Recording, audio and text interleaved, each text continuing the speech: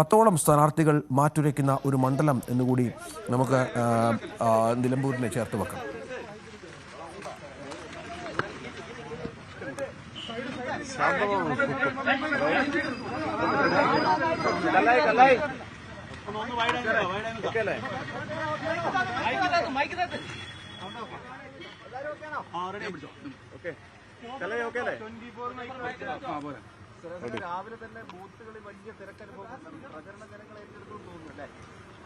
രാവിലെ ഞാൻ വോട്ട് ചെയ്ത ബൂത്ത് 202-ാം ബൂത്തിൽ ചെറിയ ക്യൂ, വളരെ നീണ്ട ക്യൂ എന്ന് പറഞ്ഞുകൂടാ. പക്ഷേ ആ ബൂത്ത് ക്രമീകരിച്ചിരിക്കുന്നത് ഒരു വാതിൽ മാത്രമേ ഉള്ളൂ ബൂത്തിലേക്ക് പോകാൻ. അതുകൊണ്ട് അവര് തിരക്കൊഴിവാക്കുന്നതിന് വേണ്ടി, വോട്ട് ചെയ്യുന്ന സ്ഥലത്തെ തിരക്കൊഴിവാക്കുന്നതിന് വേണ്ടി ഒരാൾ വോട്ട് ചെയ്ത് കഴിഞ്ഞ് മാത്രമേ അടുത്ത ആളെ വിളിക്കുന്നുള്ളൂ.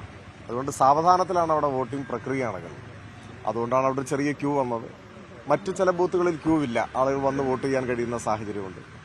പിന്നെ ജനാധിപത്യത്തിൽ എല്ലാവരും വോട്ട് ചെയ്യുമ്പോഴാണ്, 100% വോട്ട് രേഖപ്പെടുത്തുമ്പോഴാണ് ജനാധിപത്യം ഏറ്റവും കൂടുതൽ അർത്ഥപൂർണമാവുക. അപ്പോൾ പോളിംഗ് ശതമാനം ഉയരട്ടെ, എല്ലാവരും വോട്ടവകാശം വിനിയോഗിക്കട്ടെ എന്നാണ് നമുക്ക് ആഗ്രഹിക്കാൻ കഴിയുക.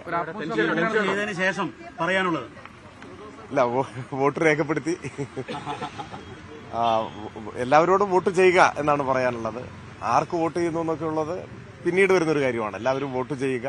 ഞാൻ LDF സ്ഥാനാർത്ഥിയായി മത്സരിക്കുന്നതുകൊണ്ട് എനിക്ക് വോട്ട് ചെയ്യണമെന്ന് സ്വാഭാവികമായിട്ട് ഞാൻ പറയുമല്ലോ.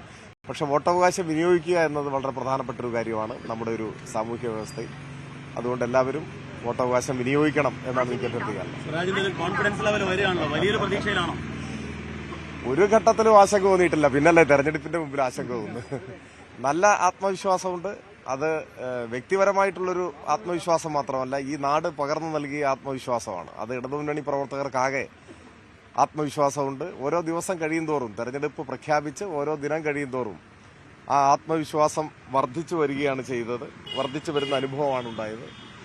നല്ല സമ്പൂർണമായ ആത്മവിശ്വാസത്തോടെ, ആഹ്ലാദത്തോടെയാണ് ഞങ്ങൾ തെരഞ്ഞെടുപ്പ് ദിവസത്തെ വരവേൽക്കുന്നത്. ഞങ്ങളുടെ പ്രവർത്തകർ വോട്ട് ചെയ്യുന്നത്, എല്ലാവരും വോട്ട് ചെയ്യുന്നത്. വലിയ വരവേൽപ്പാണ് ഈ മണ്ഡലം കഴിഞ്ഞ ദിവസങ്ങളിലൊക്കെ നൽകിയത്. അതൊക്കെ വോട്ടിംഗിലേക്ക് പ്രതീക്ഷയിൽ കവിഞ്ഞ പിന്തുണയും ഐക്യദാർഢ്യവുമാണ് എല്ലായിടത്തു നിന്നും ലഭിച്ചത്.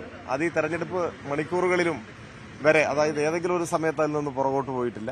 തീർച്ചയായിട്ടും അത് എല്ലാവർക്കും, ഇടതുപക്ഷ ജനാധിപത്യ മുന്നണി പ്രവർത്തകർക്കും LDF വിജയിക്കണമെന്ന് ആഗ്രഹിക്കുന്നവർക്കും അവരുടെ പ്രതീക്ഷകളെ അരക്കിട്ടുറപ്പിക്കുന്ന അനുഭവമാണ് ഈ തെരഞ്ഞെടുപ്പ് കാലത്തുടനീളം മണ്ഡലത്തിലുണ്ടായത്.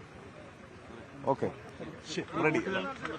അതെ, സ്ഥാനാർത്ഥി എന്ന നിലയ്ക്ക് ബൂത്തുകൾ സന്ദർശിക്കുകയാണ് ചെയ്യുക. നിലമ്പൂർ നഗരസഭയിലെ വിവിധ ബൂത്തുകളിൽ നിന്ന് സന്ദർശനം ആരംഭിച്ച് അങ്ങനെ പോകാമെന്നാണ് ഞാൻ കണക്കാക്കുന്നത്. ഓക്കെ, ശരി.